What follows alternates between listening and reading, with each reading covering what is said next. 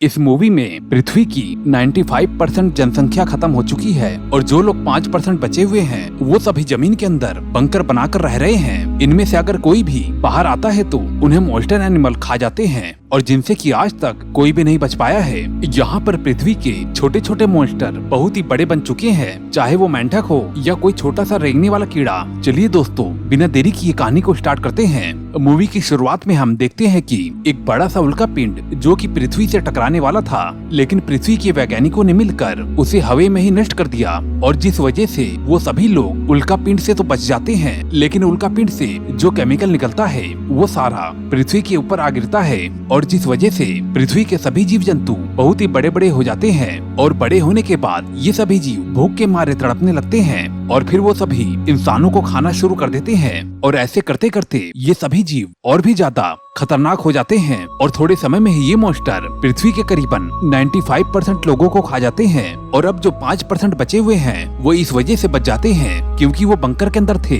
और इन शैतानों के सामने बिल्कुल भी नहीं आ रहे थे, क्योंकि वो लोग कहीं न कहीं बहुत ही समय से छिप कर रह रहे हैं। ये कुछ बंकर में रह रहे हैं और कुछ तो जमीन पर ऐसे आइलैंड पर रह रहे हैं जहाँ पर कि ये बड़े जानवर नहीं जा सकते हैं। अब हम ऐसे ही बंकर को देखते हैं जहाँ पर कि बहुत ही सारे लोग रह रहे हैं। इन लोगों के पास बहुत ही सारा खाना है और इन लोगों के बीच एक जोल नाम का लड़का भी रह रहा है जो कि फिलहाल अपनी गर्लफ्रेंड एमी को याद कर रहा है, क्योंकि आज से करीबन 7 साल पहले जब राक्षसों ने हमला किया था और फिर ये लोग एक दूसरे से अलग हो गए थे।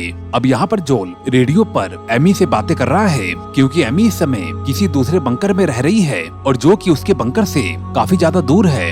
जोल हमेशा से ही उन मॉन्स्टर से बहुत ही ज्यादा डरता है और वो उनका शिकार भी नहीं कर पाता है। एक दिन जोल जब अपनी गर्लफ्रेंड से बातें कर रहा था और तभी उसे उसके रेडियो पर एक मॉन्स्टर की जोर से आवाज आती है और उसके बाद अचानक ही रेडियो बंद हो जाता है। ये सुनकर जोल डर जाता है। अब उसे लगता है कि एमी किसी खतरे में है। अब जिसके बाद जोल इस बात को बंकर के सभी लोगों को बताता है और कहता है कि हमें एमी की मदद के लिए जाना चाहिए, लेकिन इस बात के लिए कोई भी राजी नहीं होता है क्योंकि एमी का बंकर उनके बंकर से करीबन 135 किलोमीटर दूर था और वो लोग जानते थे कि इस सफर के दौरान उनमें से कोई भी नहीं बच पाएगा क्योंकि बाहर बड़े बड़े जानवर उनका इंतजार कर रहे हैं। अब जोल अकेले ही एमी की मदद के लिए जाने का फैसला करता है। बंकर के सभी लोग जोल के इस फैसले के खिलाफ थे, लेकिन वो किसी की भी बात नहीं मानता है। वो अपनी जरूरत का सारा सामान लेकर बंकर के बाहर आ जाता है और 135 किलोमीटर की इस सफर पर निकल पड़ता है। अब थोड़ी दूर बाद ही चलने के बाद जोल को पानी के अंदर से निकलता हुआ एक बहुत ही बड़ा मेंढक दिखाई देता है। उसे देखकर जोल बहुत ही ज्यादा डर जाता है क्योंकि वो इतने बड़े जानवर से पहली बार मुकाबला कर रहा है। अब जोल वहाँ से भागने की कोशिश करता है, लेकिन मेंढक अपनी जीभ से जोल को पकड़ लेता है और जोल को अपने मुंह के अंदर खींचना शुरू करता है, लेकिन तभी वहाँ पर एक कुत्ता आ जाता है और मेंढक की जीभ को अपने दांतों से काट लेता है और जिस कारण से जोल उसकी गिरफ्त से छूट जाता है और इस मौके की वजह से जोल वहाँ से भागना शुरू कर देता है और वो डॉग जोल को एक बस के अंदर लेके आता है जहाँ पर कि वो डॉग रहा करता है। अब रात हो चुकी थी जिस वजह से जोल बस में ही रात गुजारता है। अब जैसे ही सुबह होती है तो जोल अपने सामान को लेकर आगे के सफर पर निकल जाता है, लेकिन तभी वो कुत्ता भी जोल के पीछे पीछे आने लगता है। वो डॉग काफी ज्यादा होशियार और समझदार था। वो अपने मालिक की आखिरी निशानी को भी अपने साथ में ले लेता है। उसे देखकर जोल को बहुत ही अच्छा लगता है क्योंकि अब वो सफर में अकेला नहीं है। अब काफी दूर तक जाने के बाद जोल को लगता है कि उसे अब नक्शा देखना चाहिए। अब जोल जैसे ही नक्शे में ध्यान लगाता है तभी वो एक बड़े से गड्ढे में गिर जाता है। जोल गड्ढे के अंदर देखता है कि बहुत ही सारे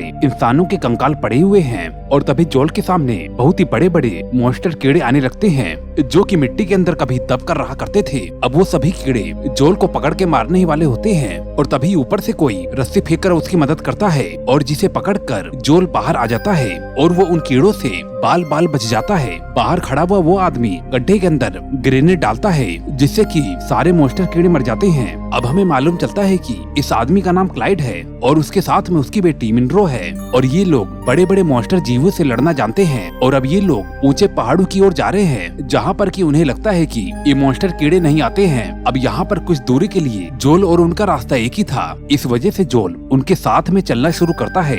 रास्ते में उन्हें मालूम चलता है कि जोल राक्षसों से बहुत ही ज्यादा डरता है और वो उनके ऊपर सही से निशाना भी नहीं लगा पाता है। इसी वजह से वो लोग रास्ते में चलते चलते जोल को तीर चलाना सिखाते हैं जोल को ये भी मालूम चलता है कि क्लाइड मिनरो का पिता नहीं है, क्योंकि मिनरो के पिता को किसी मॉन्स्टर ने मार दिया था और तभी से वो मिनरो को अपने साथ में रखता है। क्लाइड मिनरो को अपनी बेटी की तरह मानता है। एक दिन सफर के दौरान उन लोगों का सामना एक बहुत ही बड़े मॉन्स्टर कीड़े से होता है और वो मॉन्स्टर कीड़ा एकदम से जूल के पास आ गया था। लेकिन क्लाइड जूल से कहता है कि तुम वहाँ से बिल्कुल भी मत हिलो। इससे पहले कि जोल कुछ समझ पाता, क्लाइड जोल की टी शर्ट को उतार कर उस मॉन्स्टर के ऊपर रख देता है और जिसके बाद वो मॉन्स्टर कीड़ा वहाँ से चला जाता है। और जब रात के समय वो लोग आराम कर रहे थे तभी जोल क्लाइड से पूछता है कि तुमने उस कीड़े के ऊपर कंट्रोल कैसे किया। और जिसके बाद क्लाइड जोल से कहता है कि सभी मॉन्स्टर कीड़े एक जैसे नहीं होते हैं, इनमें से कुछ अच्छे भी होते हैं और ये बातें हमें उनकी आंखों में देखकर ही मालूम चलती है। ये बात सुनकर जोल काफी ज्यादा हैरान था। अब चलते चलते वो दिन आ ही जाता है जब जोल और क्लाइड का रास्ता अलग होने वाला है। क्लाइड जोल को अपने साथ में चलने के लिए कहता है, लेकिन जोल को तो अपनी गर्लफ्रेंड के पास जाना था। लेकिन जाने से पहले क्लाइड जोल को एक ग्रेनेड देता है और कहता है कि जरूरत पड़ने पर ही इसे यूज करना। और वो लोग अपने अपने रास्ते चल देते हैं। अब जोल उन लोगों से अलग होकर आगे के रास्ते पर निकल पड़ता है कई किलोमीटर के सफर के बाद। और जब वो आराम करने के लिए रुकता है और तभी एक बहुत ही बड़ा राक्षस उनके ऊपर हमला कर देता है। इससे पहले कि जोल कुछ कर पाता, वो मॉन्स्टर उसे दूर फेंक देता है और वो उसके कुत्ते को मारने वाला होता है। और तभी जोल को याद आता है कि किस तरह से उसके सामने ही उसके माता पिता को राक्षसों ने मार दिया था और वो कुछ नहीं कर पाया था। लेकिन वो हिम्मत बांधता है कि इस बार वो कुत्ते को बचाकर ही रहेगा, क्योंकि अब वो डॉग ही इकलौता साथी था। और अब वो किसी तरह से हिम्मत करके उठता है और एक बार में ही उस मॉन्स्टर को तीर से मार डालता है। ये सब कुछ होने के बाद वो लोग आगे बढ़ते हैं। अब रास्ते में उन्हें एक रोबोट मिलता है और जो कि बहुत ही ज्यादा एडवांस टेक्नोलॉजी का था, लेकिन उसके अंदर अब 1 घंटे की ही बैटरी बची थी। जोल रोबोट की बैटरी को यूज करके अपने रेडियो को चलाता है और एमी से कांटेक्ट करता है और साथ ही एमी को अपने सफर की कहानी भी सुनाता है। और अब धीरे धीरे रोबोट की बैटरी डाउन होने लगती है और रेडियो बंद हो जाता है। अब जोल और उसका डॉगी रात वहीं पर ही बिताते हैं। अब अगले सुबह दिन वो दोनों अपने सफर पर निकल पड़ते हैं, लेकिन थोड़ी ही दूर जाने के बाद उनके पीछे एक बहुत ही बड़ा मॉन्स्टर पड़ जाता है। अब जोल किसी तरह से पेड़ के पीछे छिपता है, लेकिन उसका डॉगी जोर जोर से भौंकने लगता है। अब जोल कुत्ते के मुंह को पकड़कर उसे कुछ समय के लिए रोक के रखता है। वो मॉन्स्टर उन्हें ढूंढने की कोशिश करता है, लेकिन नहीं मिलने पर वो वापस से चला जाता है। लेकिन तभी वो डॉगी पानी के अंदर अपने मालिक की शर्ट को देखता है और भागकर पानी के अंदर चला जाता है।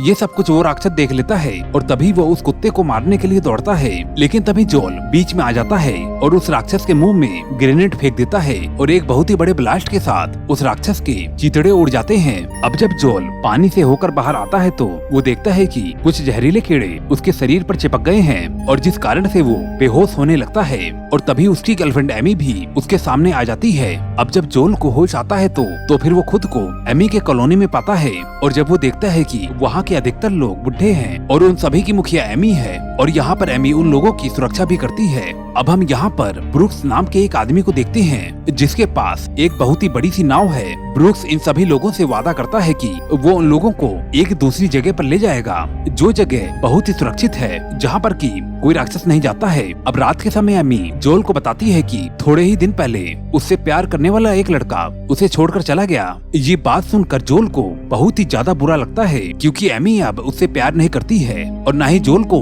उस कॉलोनी में किसी प्रकार की इज्जत मिल रही थी। अब जिस वजह से उसे वापस से अपने लोगों की याद आती है। यहाँ पर वो अपने बंकर के लोगों को बहुत ही ज्यादा मिस करता है और अपने रेडियो से अपने लोगों को कांटेक्ट करता है और अपने साथियों से बात करने के बाद जोल बहुत ही ज्यादा खुश रहता है। तभी उसके साथी उसे बताते हैं कि वो सभी लोग जल्दी ही उस बंकर को छोड़कर जाने वाले हैं, क्योंकि उस बंकर पर मॉन्स्टर रोज ही हमला कर रहे हैं। अब जोल उस बैर को खाने लगता है जिस बैर को ब्रूक्स ने सभी लोगों को बांटे थे। लेकिन तभी जोल को मालूम चलता है कि इस बैर को खाने से इंसान बेहोश हो जाता है और जोल समझ जाता है कि ब्रूक इन सभी लोगों को यहाँ पर बचाने नहीं बल्कि उन लोगों का खाना चुराने आया है। और जिसके बाद वो तुरंत ही दौड़कर एमी के पास जाता है और सारी बात बताता है। लेकिन एमी नशे में थी और वो कुछ भी समझ नहीं पाती है। और तभी जोल देखता है कि आसपास के सभी लोग धीरे धीरे बेहोश हो रहे हैं। अब वो इस बात को जोर जोर से सभी को बताने की कोशिश करता है, लेकिन तभी पीछे से ब्रूक्स आता है और जोल को मार के बेहोश कर देता है। और जब सुबह जोल और सभी लोगों की आंखें खुलती है तो फिर वो सभी अपने आप को